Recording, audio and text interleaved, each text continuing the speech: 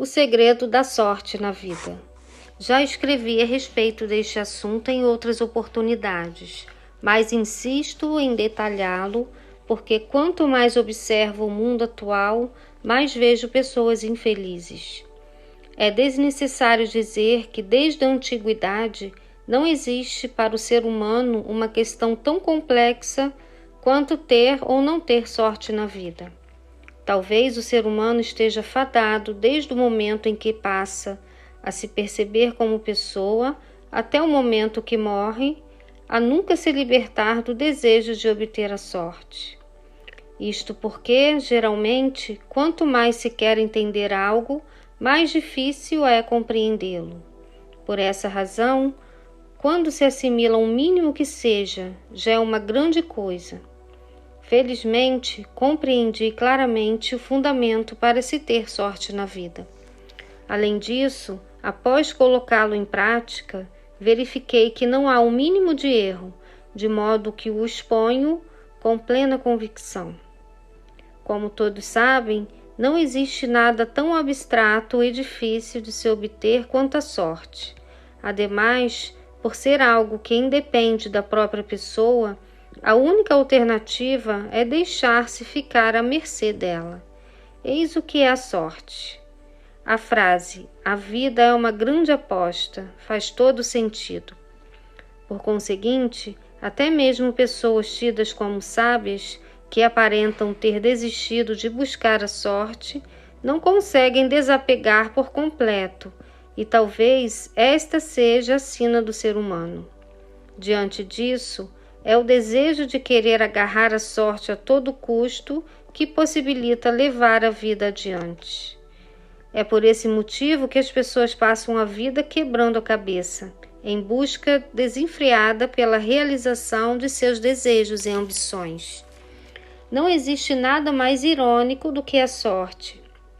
Quanto mais tentamos agarrá-la, mais ela foge.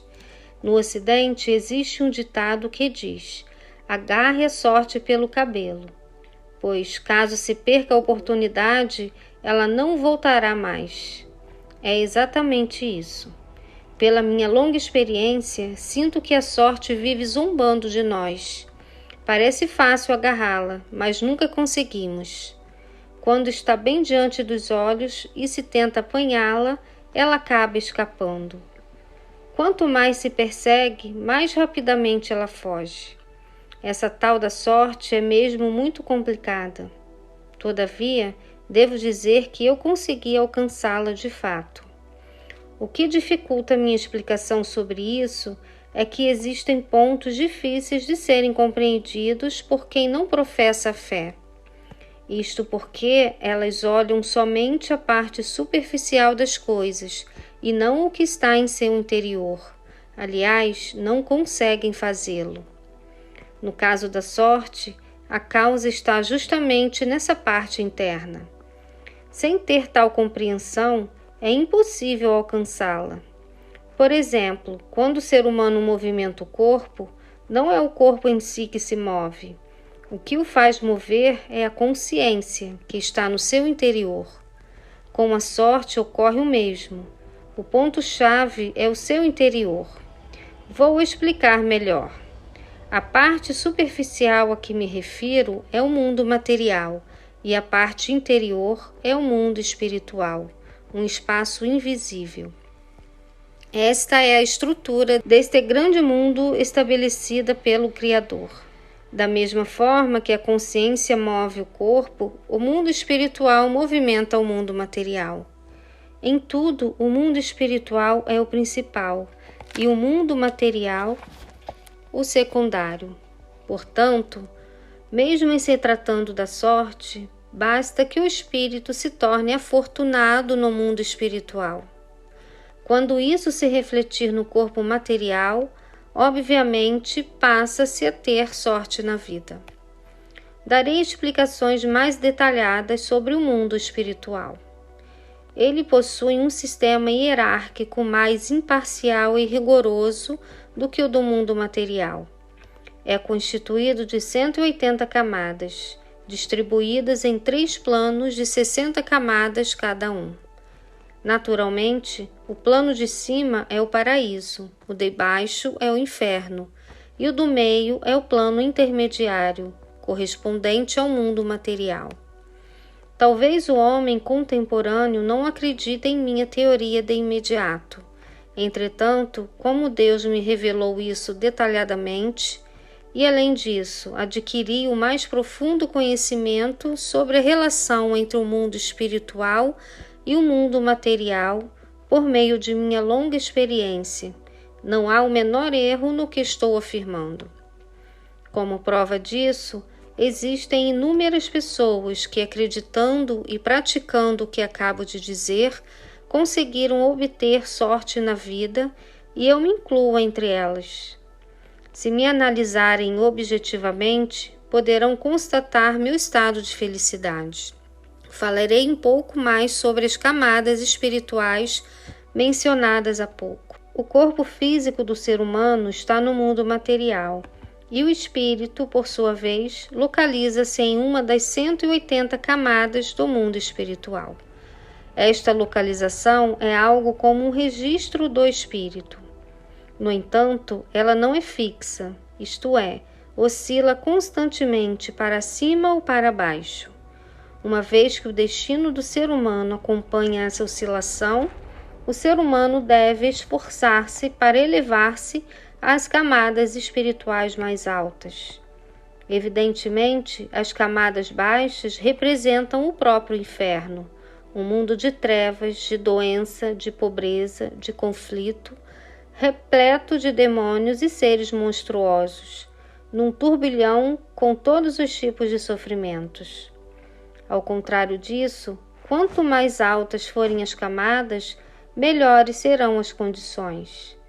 Trata-se de um mundo ideal, pleno de saúde, prosperidade e paz, semelhante ao paraíso do budismo e do cristianismo, pacífico e iluminado. As camadas intermediárias são um meio termo entre os dois mundos citados. Conforme vimos, a posição do registro no mundo espiritual projeta-se de maneira idêntica na matéria, refletindo-se no destino da pessoa.